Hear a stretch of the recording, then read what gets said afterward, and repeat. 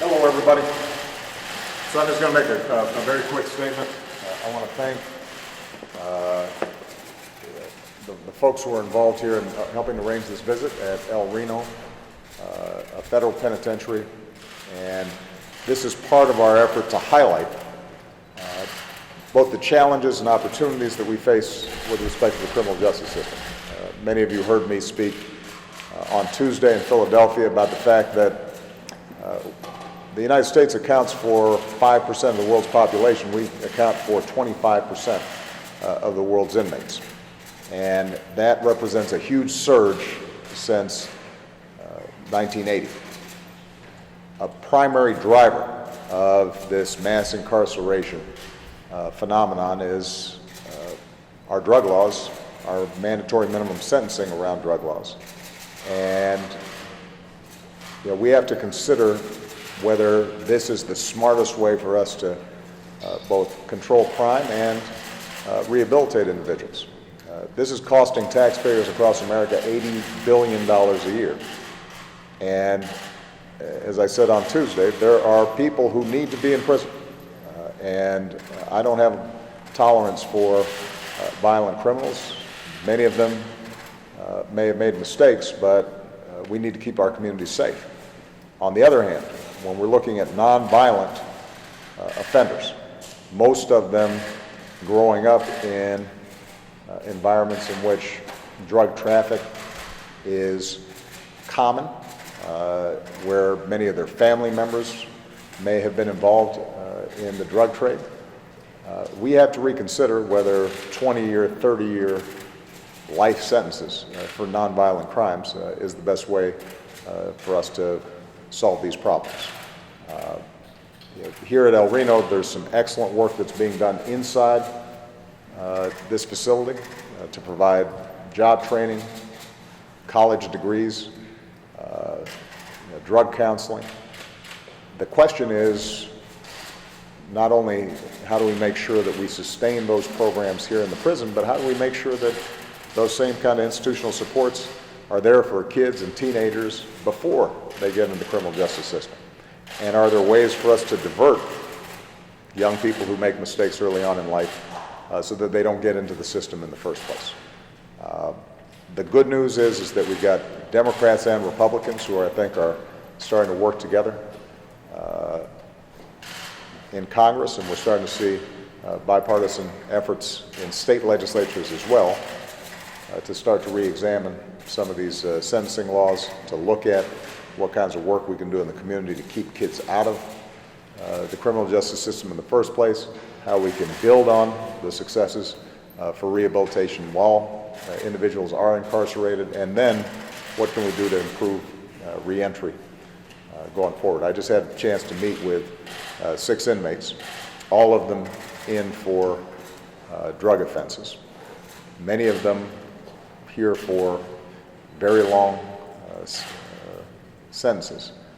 And every single one of them emphasized the fact that they understood they had done something wrong. They were prepared to take responsibility for it, but they also urged us to think about how could society have reached them earlier on in life to keep them out of trouble. They expressed huge appreciation for the educational opportunities and drug counseling that they get here in prison, and they expressed some fear and concern about how difficult the transition was going to be.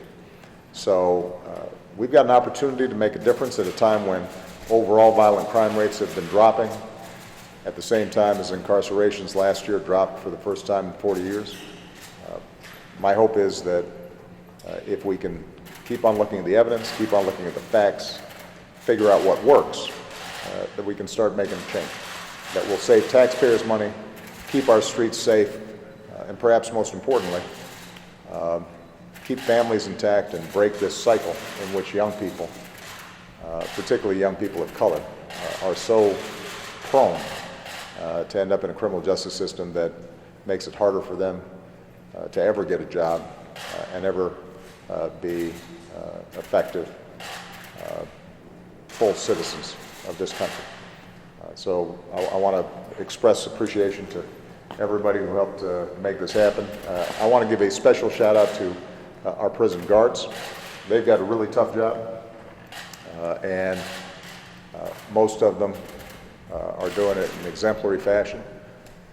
One of the things that we talked about is how we can continue to improve conditions in prisons. This is a outstanding institution within the system, and yet they've got enormous overcrowding issues. I just took a look at a cell where, because of overcrowding, typically we might have 3 people housed in a cell that looks to be what, 15 by? 9 by 10. 3 full-grown men in a 9 by 10 cell. There's been some improvement, now we have 2. But yeah, overcrowding like that is something that has to be addressed. As I said the other day, gang activity, sexual assault inside these prisons, those are all things that have to be addressed. And so we're also going to be consulting with prison guards, wardens, and others to see how we can make some critical reforms.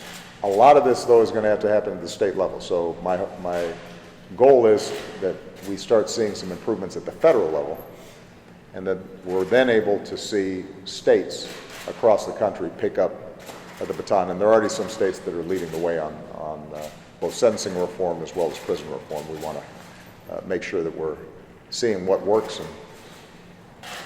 and build off that. All right? Thanks, everybody. What's that?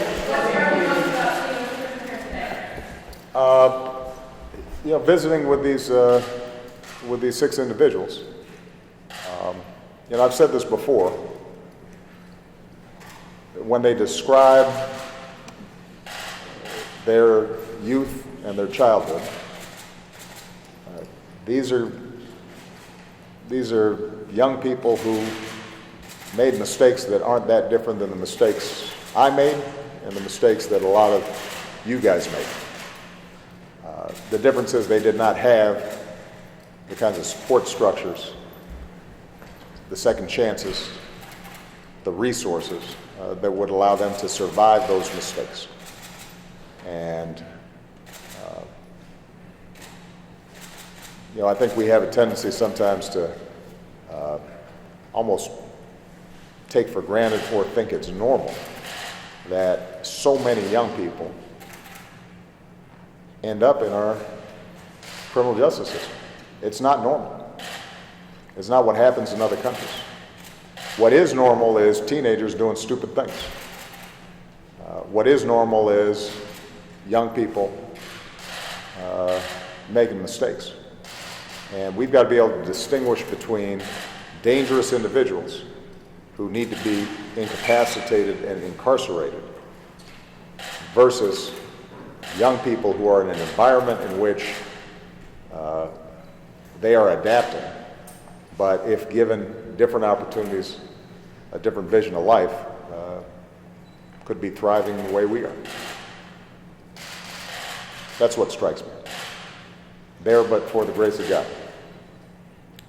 And that, I think, is something that we all have to think about. All right? Thank you.